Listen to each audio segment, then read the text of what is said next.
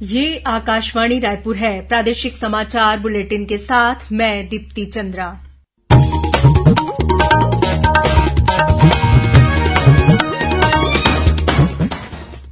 और अब पेश है आज के मुख्य समाचार। प्रधानमंत्री ने कहा कि सतत विकास और लोगों की खुशहाली के लिए सरकार प्रधानमंत्री सूर्य घर मुफ्त बिजली योजना शुरू करेगी। रायपुर में आज से शुरू हुआ एनटीपीसी का 3 दिवसीय इंडियन पावर स्टेशन सम्मेलन। भारतीय जनता पार्टी ने लोगों की समस्याओं के निराकरण के लिए रायपुर स्थित प्रदेश कार्यालय में शुरू किया सहायता केंद्र। राज्य के मंत्री अलग अलग दिन बैठकर लोगों की समस्याएं सुनेंगे। और भारतीय थल सेना में अग्निवीर भर्ती के लिए ऑनलाइन आवेदन की प्रक्रिया आज से शुरू। अब समाचार विस्तार से। प्रधानमंत्री नरेंद्र मोदी ने कहा है कि सतत विकास और लोगों की खुशहाली के लिए सरकार प्रधानमंत्री सूर्य घर मुफ्त बिजली योजना शुरू कर रही है।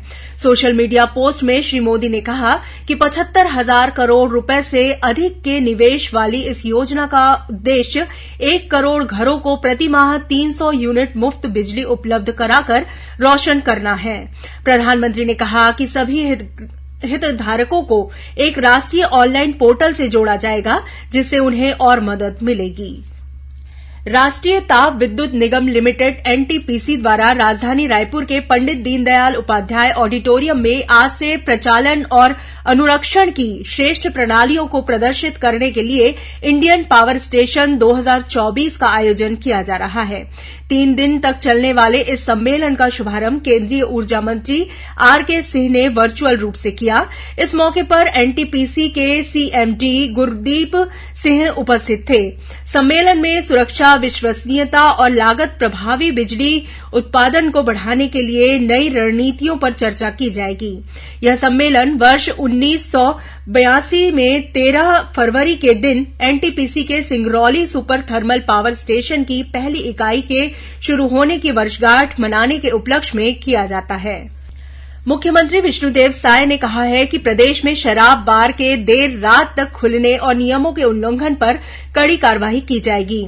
उन्होंने कहा कि नियमों का सख्ती से पालन कराने के लिए निर्देश जारी कर दिए गए हैं। विधानसभा में आज प्रश्नकाल में भाजपा के वरिष्ठ विधायक धरमलाल कौशिक ने प्रदेश के बियर बार में नियमों के उल्लंघन को लेकर प्रश्न किया।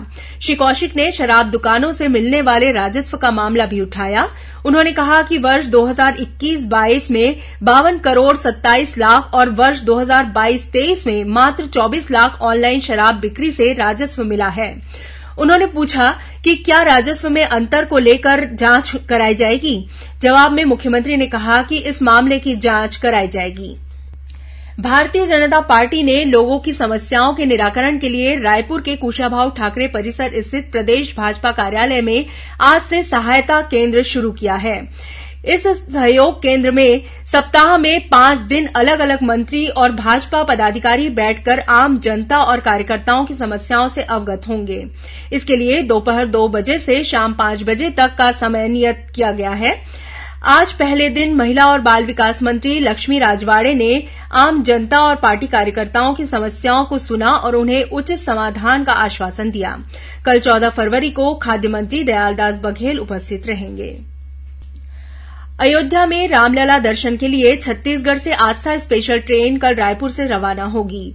इस ट्रेन को मुख्यमंत्री विष्णुदेव साय हरी झंडी दिखाकर रवाना करेंगे। इस अवसर पर संस्कृति मंत्री बृजमोहन अग्रवाल सहित अन्य मंत्री और भाजपा पदाधिकारी तथा कार्यकर्ता उपस्थित रहेंगे। कांग्रेस के पूर्व अध्यक्ष राहुल गांधी ने कहा है कि देश में इंडिया गठबंधन की सरकार बनने पर किसानों को उनकी फसल पर स्वामीनाथन आयोग की रिपोर्ट के अनुसार न्यूनतम समर्थन मूल्य की कानूनी गारंटी दी जाएगी। इससे देश के 15 करोड़ किसानों को फायदा मिलेगा। श्री गांधी आज भारत जोड़ो न्याय यात्रा के दौरान अंबिकापुर में आयोजित सभा को संबोधित कर रहे थे। उन्होंने कहा कि आज महंगाई आसमान छू रही है। वहीं पार्टी के राष्ट्रीय अध्यक्ष मल्लिकार्जुन खड़गे ने कहा कि पिछले 10 सालों में केंद्र सरकार देश के किसानों से किए गए वादों को पूरा नहीं कर पाई है। इसी बीच राहुल गांधी की बलरामपुर में होने वाली भारत जोड़ो न्याय यात्रा स्थगित हो गई है। भारतीय थल सेना में अग्निवीर भर्ती के लिए ऑनलाइन आवेदन की प्रक्रिया आज से शुरू हो गई है, जो 22 मार्च तक चलेगी। अग्निवीर की भर्ती जनरल, तकनीकी, क्लर्क, ट्रेडमैन, महिला सैन्य पुलिस और रेगुलर कैडर भर्ती, धर्मगुरू, नर्सिंग सहयोगी और हवलदार एसएसी के पदों पर होगी। ऑनलाइन परीक्षा 22 अप्रैल के बाद होने की संभावना है। इस साल बस्तर संभाग के लिए जगदलपुर में ऑनलाइन परीक्षा केंद्र बनाया जाएगा। राज्य शैक्षणिक अनुसंधान और प्रशिक्षण संस्थान एससीईआरटी और राज्य साक्षरता मिशन प्राधिकरण के संचालक राजेंद्र कुमार कटारा ने कहा है कि नीति आयोग द्वारा निर्धारित आकांक्षी जिलों और प्रदेश में कम साक्षरता दर वाले पिछड़े जिलों को 100% साक्षर बनाने की दिशा में कार्य करें। इसके लिए केंद्र सरकार के उल्लास ऐप में सर्वे का कार्य तत्काल प्रारंभ किया जाए। श्री कटारा कल राज्य स्तरीय बैठक को संबोधित कर रहे थे। बैठक में प्रदेश के सभी जिलों के जिला शिक्षा अधिकारी, डाइट के प्राचार्य और जिला साक्षरता मिशन के जिला परियोजना अधिकारी उपस्थित थे। श्री कटारा ने कहा कि प्रदेश के ऐसे स्कूलों और कॉलेजों के विद्यार्थी, गांव में रहने वाले पढ़े लिखे सदस्य, रिटायर कर्मचारी जो अपने आसपास के असाक्षरों को साक्षर करना चाहते हैं, उन्हें इस कार्य के लिए प्रेरित किया जाए। आज विश्व रेडियो दिवस है। इसका उद्देश्य रेडियो के महत्व के बारे में लोगों में जागरूकता बढ़ाना और रेडियो के माध्यम से सूचनाओं के प्रसार को बढ़ावा देना है। इस वर्ष का विषय है रेडियो एक सदी की सूचना, मनोरंजन और शिक्षा। उधर चेन्नई सामुदायिक रेडियो सम्मेलन को संबोधित करते हुए केंद्रीय सूचना और प्रसारण मंत्री अनुराग सिंह ठाकुर ने कहा है कि 2014 के बाद सरकार ने सामुदायिक रेडियो केंद्रों को बढ़ावा देने के निर्णय के तहत सामुदायिक रेडियो के लिए 7,50,000 रुपए की सहायता प्रदान करने के साथ अतिरिक्त कोष जारी किए। उन्होंने कहा कि स्थानीय भाषाओं में सामुदायिक रेडियो का काम करना सबका साथ सबका विकास के लिए महत्वपूर्ण है। उन्होंने कहा कि प्रधानमंत्री नरेंद्र मोदी ने दिखाया है कि साधारण जन समुदाय तक संचार की पहुंच बहुत महत्वपूर्ण होती है। श्री ठाकुर ने कहा कि देश में कहीं भी रहने वाले अंतिम व्यक्ति तक सूचना प्रदान करने का यह एक अनोखा माध्यम है। इधर छत्तीसगढ़ में भी विश्व रेडियो दिवस के अवसर पर विभिन्न कार्यक्रम आयोजित किए जा रहे हैं। राजधानी रायपुर में old listeners group of Chhattisgarh के तत्वाधान में कार्यक्रम का आयोजन किया गया। कार्यक्रम में आकाशवाणी केंद्र रायपुर के सहायक निदेशक कार्यक्रम लखनलाल भौर्य शामिल हुए। इस मौके पर वक्ताओं ने वर्तमान परिवेश में रेडियो की महत्ता को रेखांकित करते हुए कहा कि रेडियो की प्रासंगिकता सदैव बरकरार रहेगी। कल बसंत पंचमी है। इस साल प्रदेश में बसंत पंचमी को सरस्वती पूजा और मातृ-पितृ दिवस के रूप में मनाया जाएगा। इस दिन स्कूलों में सरस्वती पूजा के साथ मातृ-पितृ पूजन का भी आयोजन किया जाएगा। स्कूल शिक्षा विभाग ने इस संबंध में आदेश जारी कर दिया है।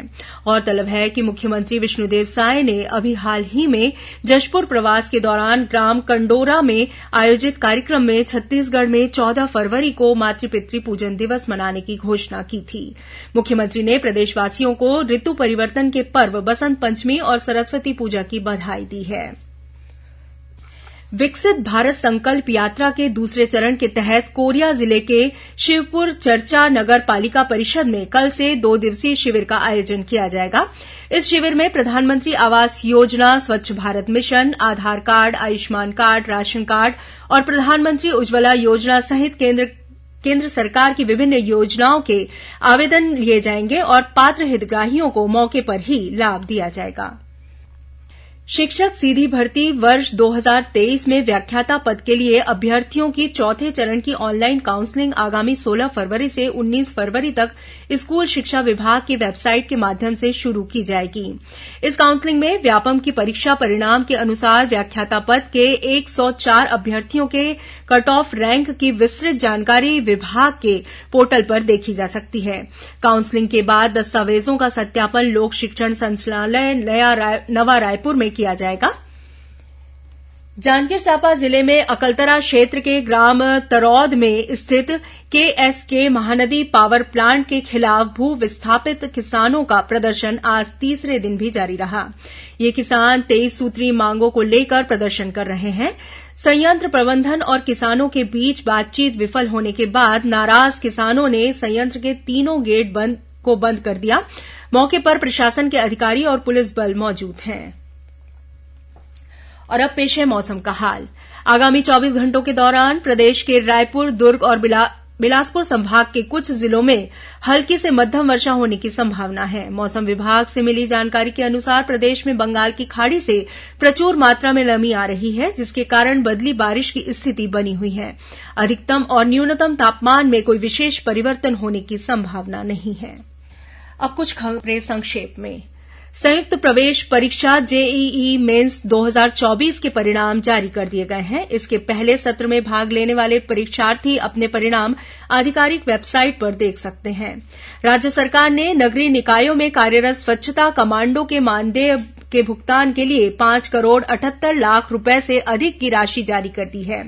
दक्षिण पूर्व मध्य रेलवे में लिंक रैंक के रद्द रहने के कारण पेयरिंग रैंक के अभाव में कोरबा से छूटने वाली कोरबा कोचुवेली एक्सप्रेस कल रद्द रहेगी। गरियाबंद पुलिस ने लूट के 9 आरोपियों को गिरफ्तार किया है। इन आरोपियों से सोने चांदी के जेवरों के अलावा हथियार और एयर पिस्टल बरामद किया गया है। आरोपियों में एक रायपुर का रहने वाला है। सक्ती जिले के ग्राम बहेराडीह स्थित प्राथमिक और पूर्व माध्यमिक शाला में मध्यान्ह भोजन खाने के बाद 12 बच्चे बीमार हो गए हैं। इन बच्चों को जैजेपुर सामुदायिक स्वास्थ्य केंद्र में भर्ती कराया गया है।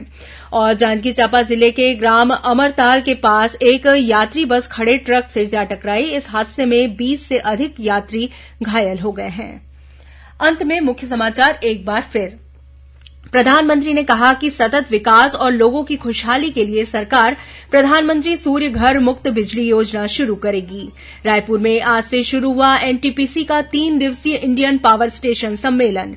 भारतीय जनता पार्टी ने लोगों की समस्याओं के निराकरण के लिए रायपुर स्थित प्रदेश कार्यालय में शुरू किया सहायता केंद्र। राज्य के मंत्री अलग अलग दिन बैठकर लोगों की समस्याएं सुनेंगे। और भारतीय थल सेना में अग्निवीर भर्ती के लिए ऑनलाइन आवेदन की प्रक्रिया आज से शुरू। इसी के साथ प्रादेशिक समाचार बुलेटिन समाप्त हुआ। नमस्कार।